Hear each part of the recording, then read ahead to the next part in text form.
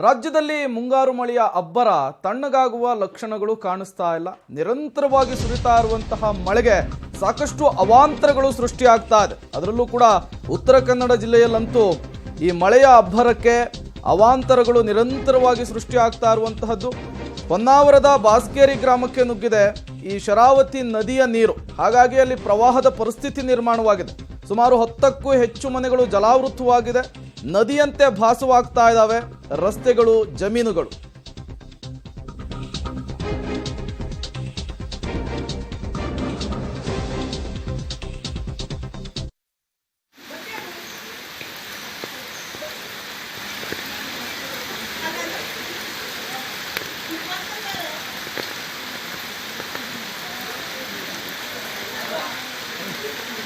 ಮುಂದೆ ಬರ್ಬೇಕು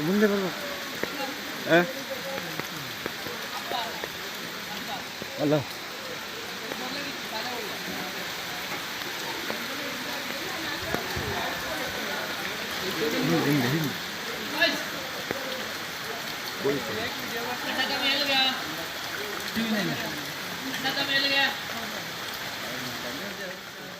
ನೋಡಿ, ನೀವು ಕೂಡ ವಿಜುವಲ್ಸ್ನಲ್ಲಿ ಗಮನಿಸ್ತಾ ಇದ್ದೀರಿ.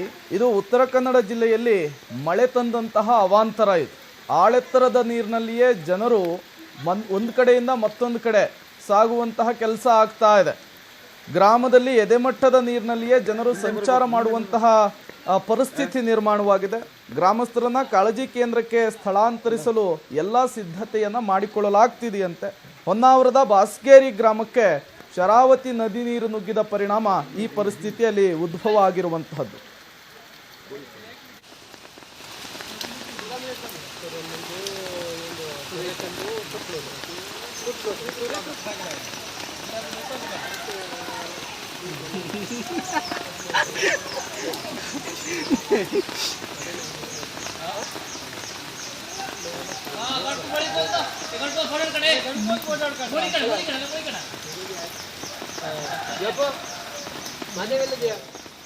ಉತ್ತರ ಕನ್ನಡ ಜಿಲ್ಲೆಯ ಈ ಬಾಸ್ಗೇರಿ ಗ್ರಾಮಕ್ಕೆ ಶರಾವತಿ ನೀರು ಏನಿದೆ, ನದಿ ನೀರು, ಅದು ನುಗ್ಗಿದ ಪರಿಣಾಮ ಈ ರೀತಿಯ ಪರಿಸ್ಥಿತಿ ನಿರ್ಮಾಣವಾಗಿದೆ. ನೋಡಿ, ಜನರು ಒಂದು ಕೈಯಲ್ಲಿ ಛತ್ರಿ ಇಟ್ಕೊಂಡಿದ್ದಾರೆ, ಮತ್ತೊಂದು ಕೈಯಲ್ಲಿ ಆಳೆತ್ತರದ ನೀರಿನಲ್ಲಿಯೇ ಒಂದು ಕಡೆಯಿಂದ ಮತ್ತೊಂದು ಕಡೆ ಸಂಚಾರ ಮಾಡುವಂತಹ ಪರಿಸ್ಥಿತಿ ಅವರಿಗೆ ಬಂದು ಒದಗಿದೆ.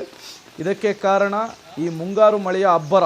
ಕಳೆದ 8 ದಿನಗಳಿಂದ ಧಾರಾಕಾರವಾಗಿ ಸುರಿತಾ ಇರುವಂತಹ ಮಳೆ ಈ ರೀತಿಯ ಅವಾಂತರವನ್ನು ಸೃಷ್ಟಿ ಮಾಡಿದೆ.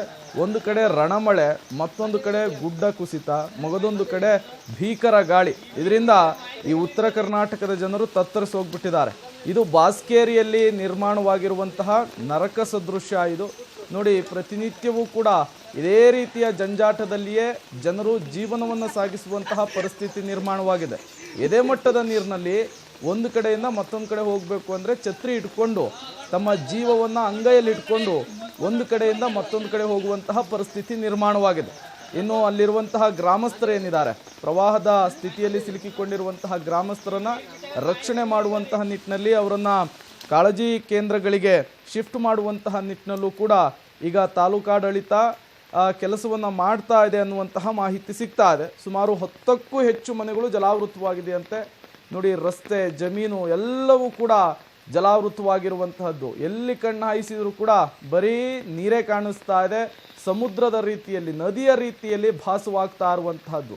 ಇಷ್ಟು ದಿನ ಅಲ್ಲಿ ಜಮೀನುಗಳಿದ್ವು, ಮನೆಗಳಿದ್ವು, ಎಲ್ಲವೂ ಕೂಡ ಈಗ ಜಲ ಆಪೋಷಣ ಮಾಡಿಕೊಂಡಿರುವಂತಹದ್ದು. ಸಂಪೂರ್ಣವಾಗಿ ಈಗ ಪ್ರವಾಹದ ಪರಿಸ್ಥಿತಿ ನಿರ್ಮಾಣವಾಗಿದೆ. ಇನ್ನೂ ಮಳೆ ಇದೇ ರೀತಿ ಮುಂದುವರೆದ್ರೆ ಮುಂದಿನ ದಿನಗಳಲ್ಲಿ ನೀರಿನ ಮಟ್ಟ ಜಾಸ್ತಿ ಆಗುತ್ತೆ. ಆ ಸಂದರ್ಭದಲ್ಲಿ ಇನ್ನೂ ದೊಡ್ಡ ದೊಡ್ಡ ಮಟ್ಟದ ಸಮಸ್ಯೆಗಳು ಕೂಡ ಎದುರಾಗುವ ಸಾಧ್ಯತೆ ಇದೆ.